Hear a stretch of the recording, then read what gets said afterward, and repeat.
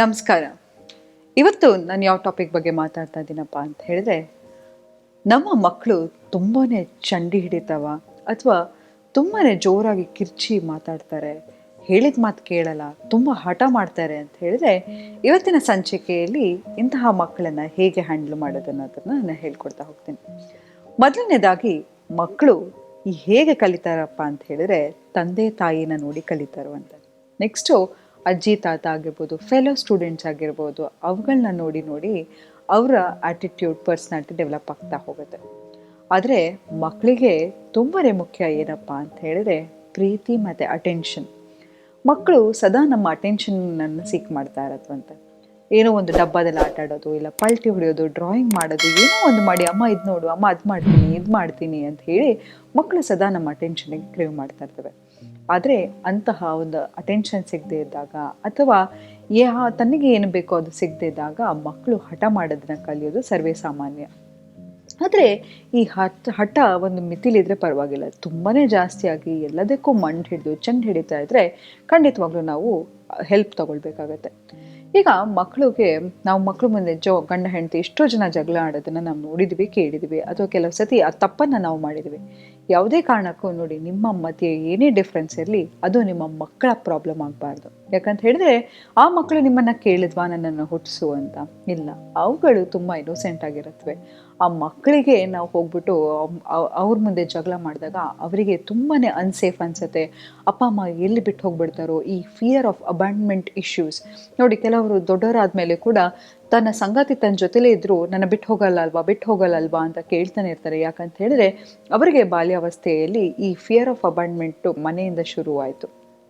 ಹಾಗಾಗಿ ನಿಮ್ಮ ಕರ್ತವ್ಯ ಆಸ್ ಎ ಪೇರೆಂಟ್ ಅಂತ ಹೇಳಿದ್ರೆ, ಯಾವತ್ತೂ ಅಷ್ಟೇ ತಮಾಷೆಗೂ ನಿಮ್ಮ ಪಾರ್ಟ್ನರ್ನ ಹೀಯಾಳಿಸಿ ಮಾತಾಡೋದಾಗಿರ್ಬೋದು, ಜಗಳ ಆಡೋದಾಗಿರ್ಬೋದು, ಕಾಲು ಎಳೆಯೋದಾಗಿರ್ಬೋದು, ಇದು ಯಾವುದನ್ನು ನಿಮ್ಮ ಪಾರ್ಟ್ನರ್ ಮುಂದೆ ಮಾಡ್ಲಿಕ್ಕೆ ಹೋಗಬೇಡಿ. ಮತ್ತು ಏನು ಅಂತ ಹೇಳಿದ್ರೆ, ಮಕ್ಕಳಿಗೆ ಅವ್ರದ್ದೇ ಆದ ಒಂದು ಬೌಂಡ್ರೀಸನ್ನು ಹೇಳ್ಕೊಡೋದು ಇಂಪಾರ್ಟೆಂಟ್. ಏನಂತ ಹೇಳಿದ್ರೆ, ಸದಾ ಮಕ್ಕಳಿಗೆ ಯಾವ ಟೈಮಲ್ಲಿ ಏನು ಮಾಡಬೇಕು ಅನ್ನೋದನ್ನು ಹೇಳ್ಕೊಡ್ತಾ ಹೋಗಬೇಕು. ಬೆಳಗ್ಗೆ ಒಂದು ಟೈಮಲ್ಲಿ ಓದೋದಾಗಿರ್ಬೋದು, ಅವರನ್ನು ಇಂಡಿಪೆಂಡೆಂಟ್ ಮಾಡಲಿಕ್ಕೆ ಶುರು ಮಾಡಿ. ಯಾಕಂತ ಹೇಳಿದ್ರೆ ನಾವೇನು ಮಾಡ್ತೀವಿ, ನಾವು ಅತಿಯಾದ ಪ್ರೀತಿಯನ್ನು ಮಕ್ಕಳಿಗೆ ತೋರಿಸ್ಬೇಕು ಅಂತ ಹೇಳಿ ಎಲ್ಲವನ್ನು ನಾವು ಜವಾಬ್ದಾರಿ ತೊಗೊಳ್ಳೋದಾಗಿರ್ಬೋದು, ಎಲ್ಲವನ್ನು ನಾವು ಅವ್ರು ಸೂಪರ್ವೈಸ್ ಮಾಡೋದು, ಏನು ತಿಂತಾರೆ, ಏನು ಓದ್ತಾರೆ, ಏನು ಮಾಡ್ತಾರೆ, ಏನು ಮಾಡಬೇಕು ಅನ್ನೋದು ಎಲ್ಲವನ್ನು ನಾವು ಸೂಪರ್ವೈಸ್ ಮಾಡ್ತಾ ಹೋಗ್ತೀವಿ. ಆದರೆ ಅವರ ಆಟ ಸಾಮಾನು ಬೇಕಾದರೂ ಕೂಡ ಅವರೇ ತಗೊಳ್ಬೇಕು, ಅದನ್ನು ವಾಪಸ್ಸು ಶಿಸ್ತುಬದ್ಧವಾಗಿ ಇಡಬೇಕು. ಅವರು ಹೋಮ್ವರ್ಕ್ ಮಾಡಿದ ನಂತರ ಬುಕ್ಸನ್ನು ಅವರೇ ಬ್ಯಾಗ್ ಒಳಗಡೆ ಜೋಡಿಸ್ಬೇಕು. ಬ್ಯಾಗನ್ನು ಸ್ಕೂಲಿಂದ ಬಂದ ತಕ್ಷಣ ಒಂದು ನಿರ್ದಿಷ್ಟವಾದ ಜಾಗದಲ್ಲಿ ಇಡಬೇಕು.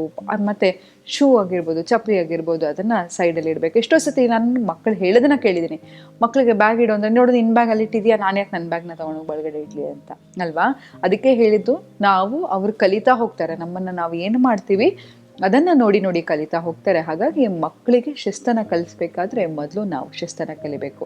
ಅದು ಅತಿ ಹೆಚ್ಚಾಗಿ ಮೊಬೈಲನ್ನು ಬಳಸೋದು. ಈಗ ಏನಾಗಿದೆ ಅಂತ ಹೇಳಿದ್ರೆ, ನಾವು ಎಲ್ಲರೂ ಒಂದು ಡಿಜಿಟಲ್ ಯುಗದಲ್ಲಿದ್ದೀವಿ. ನಮಗೆ ಊಟ ಬೇಡ, ತಿಂಡಿ ಬೇಡ, 24 ಗಂಟೆ ಫೋನ್ ನೋಡ್ತಾ ಇರ್ತೀವಿ, ಇಲ್ಲ ಯಾರ ಹತ್ರನೂ ಮಾತಾಡ್ತಾ ಇರ್ತೀವಿ. ಅದನ್ನು ನೋಡ್ತಾ ಮಕ್ಕಳಿಗೆ ನಾವು ಅನ್ಡಿವೈಡೆಡ್ ಅಟೆನ್ಷನ್ ಕೊಡೋಕ್ಕಾಗ್ತಾ ಇಲ್ಲ. ಹಾಗಾಗಿ ಮಕ್ಕಳೇನು ಮಾಡ್ತಾರೆ, ಬೇರೆ ರೀತಿಯಲ್ಲಿ ತಮ್ಮ ಅಟೆನ್ಷನ್ಗೋಸ್ಕರ ಅತಿಯಾಗಿ ಹೆಚ್ಚಾಗಿ ಕಿರ್ಚಾಡೋದು, ಚೀರಾಡೋದು, ಇದನ್ನು ಮಾಡ್ತಾ ಹೋಗ್ತಾರೆ. ಸೊ ಹಾಗಾಗಿ ಮಕ್ಕಳಿಗೆ ಅವ್ರು ಏನೇ ಹೇಳಿದ್ರು ತಾಳ್ಮೆಯಿಂದ ಕೇಳೋದನ್ನು ಕಲ್ತ್ಕೊಳ್ಳಿ. ಮಕ್ಕಳಿಗಾಗಿ ಒಂದು ಸಮಯವನ್ನು, ನಿರ್ದಿಷ್ಟವಾದ ಒಂದು ಸಮಯವನ್ನು ಇಡಿ. ಪ್ರತಿಯೊಂದೊಂದು ಟೈಮ್ ಟೇಬಲ್ ಅಂತ ಹೇಳಿದ್ರೆ, ಮಕ್ಕಳು ಅತಿ ಹೆಚ್ಚಾಗಿ ಟಿ ವಿ ನೋಡ್ತಾ ಇದ್ರು, ನೋಡು ಈಗ ನಿಮಗೆ 1 ಅವರ್ ಟೈಮ್ ಕೊಡ್ತೀನಿ, ಈ 1 ಅವರ್ ನೀನು ಟೈಮಲ್ಲಿ ಟಿ ವಿ ನೋಡಬೇಕು. ಅಥವಾ 6 ಗಂಟೆಗೆ ನಿಮಗೆ ಸ್ಟಡಿ ಟೈಮ್ ಸ್ಟಾರ್ಟ್ ಆಗುತ್ತೆ, 6 ಗಂಟೆಯಿಂದ 9 ಗಂಟೆ ತನಕ ನಿಂಗೆ ಯಾವುದೇ ಥರ ಡಿಸ್ಟ್ರಾಕ್ಷನ್ ಇಲ್ಲ. ಸೊ 5 ನಿಮಿಷ ನೀನು 1 ಅವರ್ ಓದಿದ್ರು 5 ನಿಮಿಷ ರಿವಿಷನ್ ಮಾಡಲಿಕ್ಕೆ ಬಿಡ್ತೇನೆ, ಅದೇ ನಿನ್ನ ಬ್ರೇಕ್ ಅಂತ ಹೇಳಿದ್ರೆ ಟಿ ವಿ ನೋಡೋದು, ಮೊಬೈಲ್ ನೋಡೋದಲ್ಲ. ಬ್ರೇಕ್ ಅಂತ ಹೇಳಿದ್ರೆ ನೀನು ಏನು ಓದಿದೆಯೋ ಅದನ್ನು ರಿವೈಸ್ ಮಾಡ್ತಾ ಹೋಗೋದು, ಅಥವಾ ಒಂದು ಮಕ್ಕಳಿಗೆ ಒಂದು ಆಟದ ಮೂಲಕ ಪಾಠವನ್ನು ಕಲಿಸೋದಾಗಿರ್ಬೋದು. ಹೀಗೆ ಡೈವರ್ಟ್ ಮಾಡ್ತಾ ಹೋಗಿ. ಮತ್ತು ತುಂಬಾ ಮುಖ್ಯವಾದ ಏನು ಹೇಳ್ತಾರೆ, empty minds makes tables workshop ಅಂತ. ಮಕ್ಕಳನ್ನು ನಾವು ಅತಿ ಹೆಚ್ಚಾಗಿ, ಯಾಕಂತ ಹೇಳಿದ್ರೆ ಅವರಲ್ಲಿ ಅಷ್ಟು ಎನರ್ಜಿ ಇರುತ್ತೆ ಅಂತ ಹೇಳಿದ್ರೆ, ಅದನ್ನು ಒಳ್ಳೆ ರೀತಿಗೆ ಹಾಕ್ತಾ ಹೋದಾಗ ಇಂಥ ಮಂಡಿಡಿಯೋದನ್ನು ಕಮ್ಮಿ ಆಗ್ತಾ ಹೋಗುತ್ತೆ. ನಿಮ್ಮ ಮಗು ಒಟ್ಟಿಗೆ ಕೂತು ಏನನ್ನು ಹೆಚ್ಚಾಗಿ ಮಾಡ್ತಾ ಇರ್ತಾನೆ ನೋಡಿ. ಯಾವಾಗ ಫ್ರೀ ಆಗಿರ್ತಾನೆ ಆಗ ಅತಿ ಹೆಚ್ಚಾಗಿ ಸ್ಕೆಚ್ ಮಾಡೋದಾಗಿರ್ಬೋದು, ಅಥವಾ ಮೊಬೈಲಲ್ಲಿ ಎಂತಹ ಸ್ಪೋರ್ಟ್ಸನ್ನು, ಎಂಥ ಗೇಮ್ಸನ್ನು ಆಡ್ತಾನೆ ಅಂತ ನೋಡಿ ಅಂತಹ ಒಂದು ಸ್ಪೋರ್ಟ್ಸ್ ಆ್ಯಕ್ಟಿವಿಟಿಗೆ ಹಾಕೋದಾಗಿರ್ಬೋದು, ಅಥವಾ ಮಕ್ಕಳೊಟ್ಟಿಗೆ ನೀವೇ ಏನಾದರೂ ಒಂದು ಟೈಮ್ ಸ್ಪೆಂಡ್ ಮಾಡೋದು, ಒಂದು ಆರ್ಟ್ ಆ್ಯಂಡ್ ಕ್ರಾಫ್ಟ್ ಮಾಡೋದು. ಮತ್ತು ಮಕ್ಕಳನ್ನು ಯಾವಾಗ ಹೊಗಳ್ತಾ ಹೋಗ್ತೀವಿ ಆಗ ಇನ್ನೂ ಒಳ್ಳೆ ಬಿಹೇವಿಯರನ್ನು ತೋರಿಸ್ತಾ ಇರ್ತಾರೆ. ನಮ್ಮ ಕಾಲದಲ್ಲೆಲ್ಲ ಹೇಗಿತ್ತಂದರೆ ಹೊಗಳಬೇಡ, ಅಟ್ಟದ ಮೇಲೆ ಕೂತ್ಕೊಂಡ್ಬಿಡ್ತಾನೆ ಅಂತ. ಇದೆಲ್ಲ ಎಂಥ ಮಾತಪ್ಪ, ಹಾಗೆಲ್ಲ ಮಾತಾಡಲೂಬಾರ್ದು. ಮಕ್ಕಳನ್ನ ಯಾವಾಗ ಅಪ್ರಿಷಿಯೇಟ್ ಮಾಡ್ತಾ ಹೋಗ್ತೀವೋ ಆಗ ಅವ್ರು ಹೆಚ್ಚಾಗಿ ಅದನ್ನು ನೋಡಿ, ನಮ್ಮ ಅಮ್ಮನಿಗೆ ಇಷ್ಟ ಆಯಿತು ಯಾಕಂತ ಹೇಳಿದ್ರೆ ನಾನು ಹೇಳಿದೆ ಶುರುಗೆ, ಅವರು ನಮ್ಮ ಟೆನ್ಷನ್ನಿಗೋಸ್ಕರ ಒದ್ದಾಡ್ತಾ ಇರ್ತಾರೆ. ಆಗ ನಾವು ಯಾವಾಗ ಅಪ್ರಿಷಿಯೇಟ್ ಮಾಡ್ತಾ ಹೋಗ್ತೀವೋ ಆಗ ಅವ್ರು ಇನ್ನೂ ಹೆಚ್ಚಾಗಿ ತಮ್ಮನ್ನು ತಾವು ಒಳ್ಳೆ ಕೆಲಸದಲ್ಲಿ ತೊಡಗಿಸ್ಕೋತಾರೆ. ಕೆಲವು ಸತಿ ನೀವು ನೋಡಿರ್ಬೋದು, ಮಕ್ಕಳೇನೋ ಚಿಕ್ಕ ಚಿಕ್ಕ ಮಕ್ಕಳು ಜಗಳ ಆಡ್ತಾ ಇರ್ತಾರೆ, ನಾವು ಹೋಗ್ಬಿಟ್ಟು ಮಧ್ಯದಲ್ಲಿ ಏನೋ ದೊಡ್ಡದಾಗಿ ಸಾಲ್ವ್ ಮಾಡ್ಲಿಕ್ಕೆ ಹೋಗ್ತೀವಿ. ಹಾಗೆ ಮಾಡ್ಲಿಕ್ಕೆ ಹೋಗಬೇಡಿ. ಯಾಕಂತ ಹೇಳಿದ್ರೆ ಆ ಮಕ್ಕಳು ಜಗಳ ಆಡಿ ಅದು ಅವರೇ ಸಮಾಧಾನ ಮಾಡೋದನ್ನು ಅವರೇ ಕಲಿಬೇಕು. ಅಥವಾ ಸಿಬ್ಲಿಂಗ್ ಫೈಟ್ ಆಗಿರ್ಬೋದು, ಪ್ರತಿಯೊಂದಕ್ಕೂ ನಿಮ್ಮ ಇಂಟರ್ವೆನ್ಷನ್ ಅಗತ್ಯ ಇರೋದಿಲ್ಲ. ಸೊ ಹಾಗಾಗಿ ಮಕ್ಕಳು ಜಗಳ ಆಡುವಾಗ ನೀವು ಹೋಗಿ ಮಕ್ಕಳ ಹತ್ರ ತಡೆಗಟ್ಟೋದಾಗಿರ್ಬೋದು, ಮಕ್ಕಳು ಮುಂದೆ ಇನ್ನೊಂದು ಮಗುವಿಗೆ ಬೈಯೋದಾಗಿರ್ಬೋದು, ಇದು ಯಾವುದನ್ನು ಮಾಡೋಕ್ಕೆ ಹೋಗಬೇಡಿ. ಅನ್ಲೆಸ್ ಅಂಟಿಲ್ ಅವ್ರು ಫಿಸಿಕಲ್ ಆಗಿ ಹೊಡೆದು ಬಡ್ದಾಡ್ತಿದ್ರೆ ಆಗ ಅವ್ರು ಆಡ್ತಾ ಇರೋ ಆಟವನ್ನು ಸ್ಟಾಪ್ ಮಾಡಿ ಮಕ್ಕಳನ್ನ ವಾಪಸ್ ಮನೆಗೆ ಕರ್ಕೊಂಡು ಹೋಗೋ ಕೆಲಸ ಮಾಡಿ. ಹೊರತು ಚಿಕ್ಕ ಚಿಕ್ಕ ಜಗಳಕ್ಕೆ ಮಕ್ಕಳ ಮುಂದೆ ಯಾವತ್ತೂ ಮಕ್ಕಳ ಜಗಳಕ್ಕೆ ಇನ್ವಾಲ್ವ್ ಆಗಲಿಕ್ಕೆ ಹೋಗಬೇಡಿ. ಮತ್ತು ಇನ್ನೊಂದೇನಂತಂದರೆ ಪೇರೆಂಟಿಂಗಿಗೆ ಕೋಆಪ್ರೇಷನ್ ಬೇಕೇ ಬೇಕು. ಯಾಕಂತ ಹೇಳಿದ್ರೆ ಪೇರೆಂಟಿಂಗ್ ಅಂತ ಹೇಳಿದ್ರೆ ತಾಯಿ ಮಾತ್ರ ನೋಡ್ಕೊಳ್ಳೋದು ತಂದೆ ಜವಾಬ್ದಾರಿ ಅಂತ ಇದೆ ಅಂತಲ್ಲ. ಇಬ್ಬರು ಸೇರಿದ್ರೆ, ಎರಡು ಕೈ ಸೇರಿದ್ರೇ ಚಪ್ಪಾಳೆ ಅನ್ನೋ ಹಾಗೆ ಒಂದು ಮಗುವಿನ ಓವರಾಲ್ ಡೆವಲಪ್ಮೆಂಟಿಗೆ ಖಂಡಿತವಾಗ್ಲೂ ತಂದೆ ಮತ್ತು ತಾಯಿಯ ಇಬ್ಬರು ಅಟೆನ್ಷನ್ ತುಂಬಾ ಮುಖ್ಯ ಆಗುತ್ತೆ ಅಂತ. ಯಾಕಂತ ಹೇಳಿದ್ರೆ ಮಕ್ಕಳಿಗೆ ಯಾರಾದರೂ ಒಬ್ಬರು ಅತಿಯಾಗಿ ಹೆಚ್ಚು ಪ್ರೀತಿ ತೋರಿಸೋದಾಗಿರ್ಬೋದು, ಅಥವಾ ಒಬ್ಬರು ಸ್ಟ್ರಿಕ್ಟ್ ಆಗಿರೋದ್ರಿಂದ ಕೂಡ ಮಕ್ಕಳಿಗೆ ಒಂದು ಡಿಸಿಪ್ಲಿನನ್ನು ಕಲಿಸ್ತಾ ಹೋಗ್ಬೋದು. ಮತ್ತು ಮಗು ಯಾವಾಗ ತುಂಬ ಮಿಸ್ಬಿಹೇವ್ ಮಾಡುತ್ತೆ, ಚೀರಾಡುತ್ತೆ, ಕಿರ್ಚಾಡುತ್ತೆ, ಆಗ ನೋಡ್ಕೊ ನೀನು ಇವಾಗ ಏನಾರು ಹಿಂಗೆ ಮಾಡಿದ್ರೆ ನಾನು ಏನು ಮಾಡ್ತೀನಿ ಅಂತ ಹೆದರಿಸ್ಲಿಕ್ಕೆ ಹೋಗಬೇಡಿ. ಸಾಫ್ಟ್ ಟೋನಿಂದ ನೋಡು, ಹೀಗೆ ಮಾಡ್ತಾ ಇರೋದ್ರಿಂದ ನಿಂಗೆ ಏನಾದರೂ ಅನ್ಸತ್ತಾ ನಾನು ನಿನಗೆ ಎಂಕರೇಜ್ ಮಾಡ್ತೀನಿ ಅಂತ.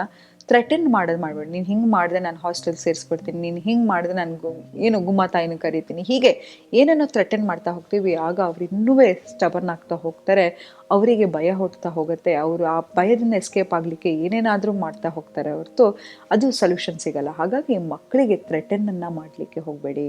ತಾಳ್ಮೆಯಿಂದ ಕೂತ್ಕೊಂಡು ಸಾಫ್ಟ್ ಟೋನ್ ಆಫ್ ವಾಯ್ಸಲ್ಲಿ ಮಾತಾಡ್ತಾ ಹೋಗಿ. ಮತ್ತು ಪನಿಷ್ಮೆಂಟನ್ನು, ಅಂದರೆ ಪನಿಷ್ಮೆಂಟ್ ಅಂತ ಹೇಳಿದರೆ ಈಗ ಮಕ್ಕಳಿಗೆ ಪನಿಷ್ಮೆಂಟ್ ಅಂದರೆ ಹೊಡಿಯೋದು ನೋಡಿ. Physical any abuse is big no. ಯಾಕಂತ ಹೇಳಿದ್ರೆ ಯಾರೇ ಆಗಿರಲಿ ಒಂದು ಭಯ ಇದ್ದರೆ ಅವ್ರು ಏನು ಬೇಕಾದ್ರೂ ಮಾಡ್ತಾರೆ. ಈಗ ನೋಡಿ, ಯಾವುದೇ ಒಂದು ಕಳ್ಳನಿಗೆ ನಾನು ಜೈಲಿಗೆ ಹೋಗ್ತೀನಿ ಅನ್ನೋ ಭಯಕ್ಕೆ ಮತ್ತೆ ಕಳ್ತನ ಮಾಡ್ಲಿಕ್ಕೆ ಹೋಗಲ್ಲ. ಆದರೆ ಒಮ್ಮೆ ಅವನಿಗೆ ಇಷ್ಟೇನಾ ಪನಿಷ್ಮೆಂಟು, ನಾನೇನು ಬೇಕಾದ್ರೂ ಫೇಸ್ ಮಾಡ್ಬೋದು ಅಂತ ಹೇಳಿದವನು ಪದೇ ಪದೇ ತಪ್ಪನ್ನು ಮಾಡ್ತಾ ಹೋಗ್ತಾನೆ. ಹಾಗಾಗಿ ಮಕ್ಕಳಿಗೆ ಹೊಡೆದು ಮಂಡು ಮಾಡ್ಲಿಕ್ಕೆ ಹೋಗ್ಬೇಡಿ. ಹೊಡೆಯೋ ಮಕ್ಕಳು ಇನ್ನೂ ಕೂಡ ಮಂಡಾಗ್ತಾ ಹೋಗ್ತವೆ. ಅದು ಇಷ್ಟೇ ತಾನೇ ಹೊಡಿತಾರಲ್ಲ, ಒಂದು 2 ತಾನೇ ತಗೊಳ್ಳೋಣ ಬಿಡು ಅಂತ.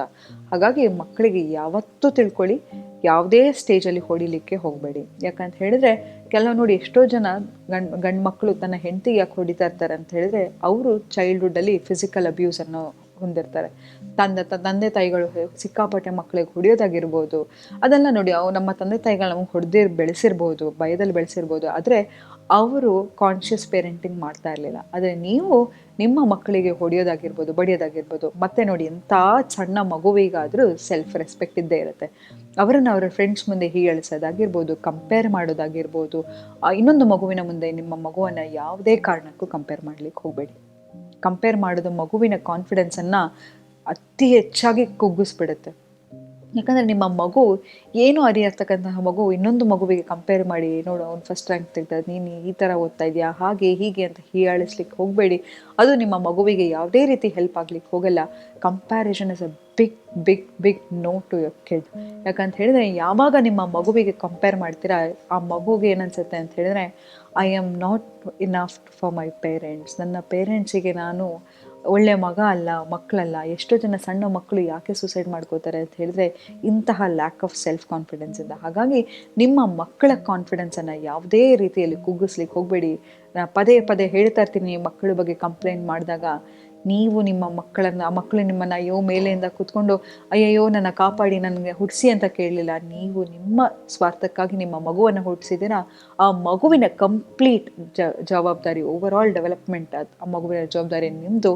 ಒಂದು ಒಳ್ಳೆಯ ಮಗುವನ್ನು ಸಮಾಜಕ್ಕೆ ಕೊಟ್ಟರೆ ಕೂಡ ಅದು ಒಂದು ಉನ್ನತವಾದ ಒಂದು ಕಾಂಟ್ರಿಬ್ಯೂಷನ್ ಅಂತ ಹೇಳ್ತಾ ಇವತ್ತಿನ ಸಂಚಿಕೆಯನ್ನು ನಾನು ಮುಕ್ತಾಯಗೊಳಿಸಿದ್ದೀನಿ. ಧನ್ಯವಾದಗಳು.